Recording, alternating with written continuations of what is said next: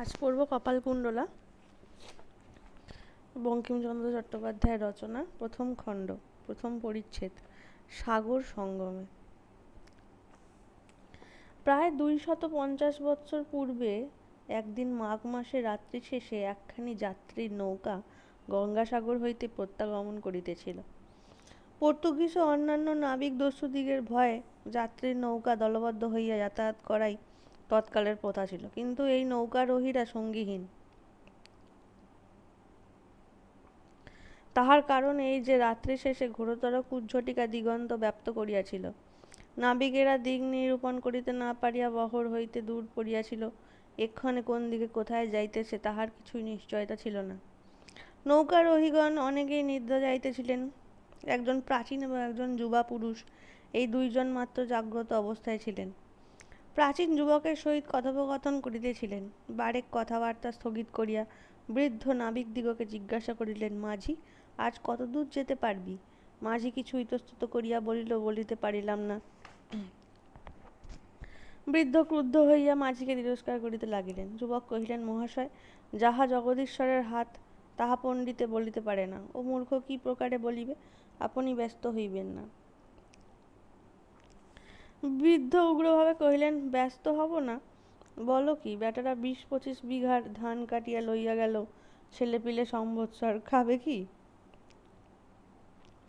এ সংবাদ তিনি সাগরে উপনীত হইলে পরে পশ্চাৎগত অন্য যাত্রীর মুখ পাইয়াছিলেন। যুবক কহিলেন, আমি তো পূর্বেই বলিয়াছিলাম, মহাশয়ের বাটিতে অভিভাবক আর কেহ নাই। মহাশয়ের আশা ভালো হয় নাই। প্রাচীন পূর্বপদ উগ্রভাবে কহিলেন, আসব না? তিনি কাল 3 কাল গিয়ে এককালে ঠেকেছে, এখন পরকালের কর্ম করিব না তো কবে করিব? যুবক কহিলেন, যদি শাস্ত্র বুঝিয়া থাকি তবে তীর্থ দর্শনে যেরূপ পরকালের কর্ম হয়, বাটি বসিয়াও সেরূপ হইতে পারে। বৃদ্ধ কহিলেন, তবে তুমি এলে কেন? যুবা উত্তর করিলেন, আমি তো আগেই বলিয়াছি যে সমুদ্র দেখিব, বড় স্বাদ ছিল, সেই জন্যই আসিয়াছি।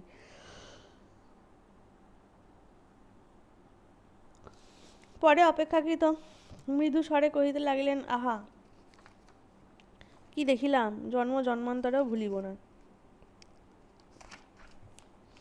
দুরাদয়শ্চক্রভিনশ্বতন্নী তমালো তালি বনরাজ নীলা আভাতি বেলা লবণাম্বুরাসে দ্বারা নিবদ্ধে এব কলঙ্ক রেখা। বৃদ্ধের শ্রুতি কবিতার প্রতি ছিল না। নাবিকেরা পরস্পর যে কথোপকথন করিতেছিল তাহাই একতা মনা হইয়া শুনিতেছিলেন। একজন নাবিক অপরকে কহিছিল, ও ভাই, এ তো বড় কাজটা খারাপই হলো। এখন কি বার দরিয়ায় পড়লেম, কি কোন দেশে এলেম তা যে বুঝতে পারি নে। বক্তার স্বর অত্যন্ত ভয় কাতর। বৃদ্ধ বুঝিলেন যে কোন বিপদ আশঙ্কার কারণ উপস্থিত হইয়াছে। সশঙ্ক চিত্তে জিজ্ঞাসা করিলেন, মাঝি, কি হয়েছে? মাঝি উত্তর করিল না। কিন্তু যুবক উত্তরের প্রতীক্ষা না করিয়া বাহিরে আসিলেন। বাহিরে আসিয়া দেখিলেন যে প্রায় প্রভাত হইয়াছে।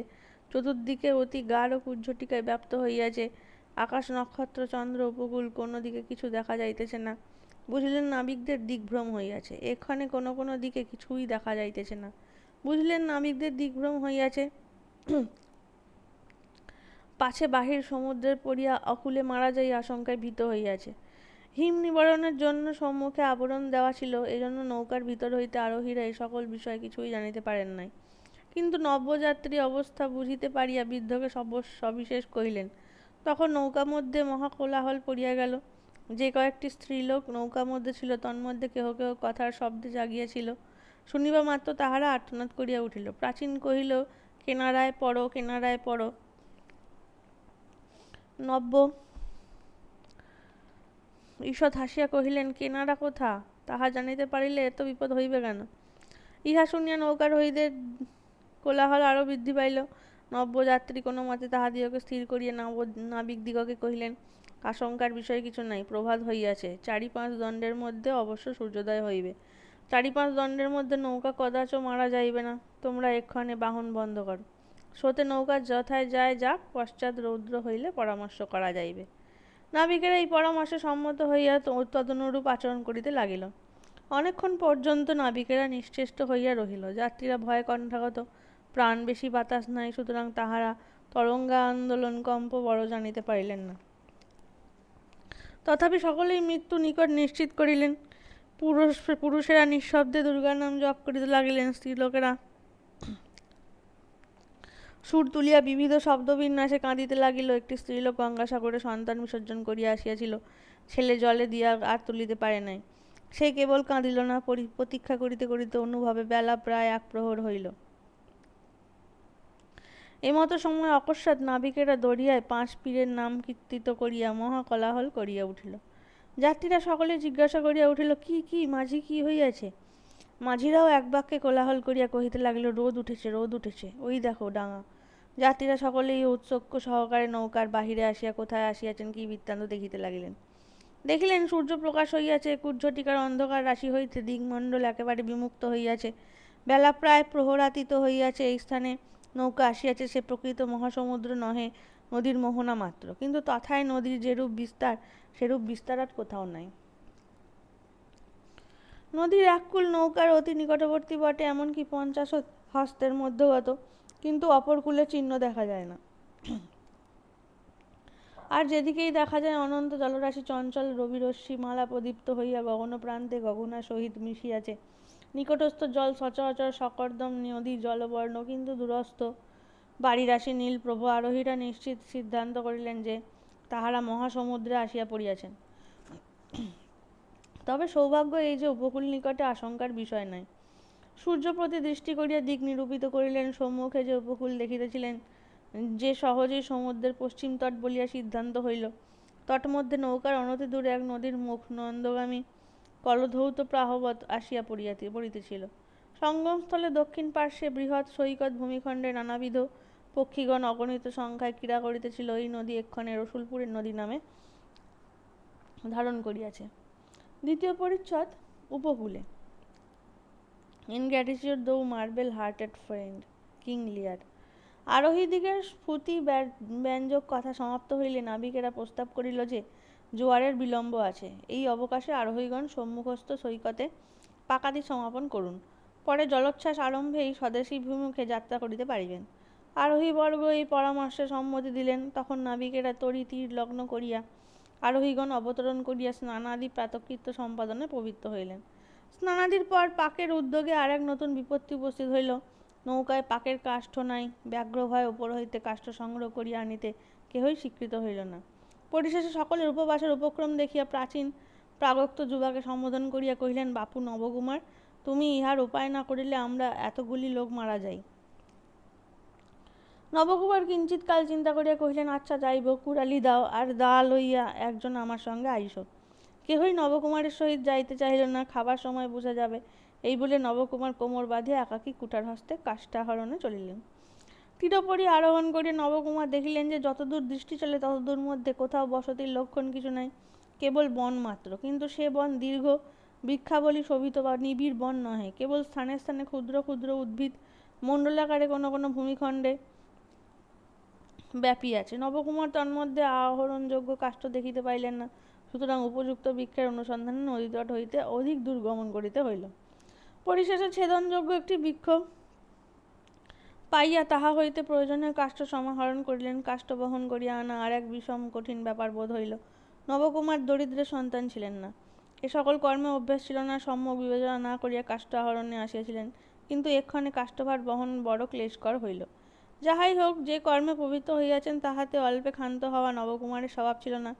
এই জন্য তিনি কোনো মতে কাষ্ঠভার বহিয়া আনিতে লাগিলেন। কিয়দ্দূর বহেন, পরে ক্ষণেক বসিয়া বিশ্রাম করেন, আবার বহেন, এইরূপে আসিতে লাগিলেন। এই হেতুবশত নবকুমারের প্রত্যাগমনে বিলম্ব হইতে লাগিল। এদিকে সমাভিব্যাহীগণ তাহার বিলম্ব দেখে উদ্বিগ্ন হইতে লাগিল। তাহাদিগের এইরূপ আশঙ্কা হইল যে নবকুমারকে ব্যাঘ্রে হত্যা করিয়াছে। সম্ভাব্য কাল অতীত হইলেই এইরূপই তাহাদিগের হৃদয়ে স্থির সিদ্ধান্ত হইল। অথচ কাহারও এমন সাহস হইল না যে তীরে উঠিয়া কিয়দ্দূর অগ্রসর হইয়া তাহার অনুসন্ধান করে। নৌকারোহীগণ এইরূপে কল্পনা করিতেছিল, ইতবৎসরে জলরাশি মধ্যে ভৈরব কল্লোল উত্থিত হইল।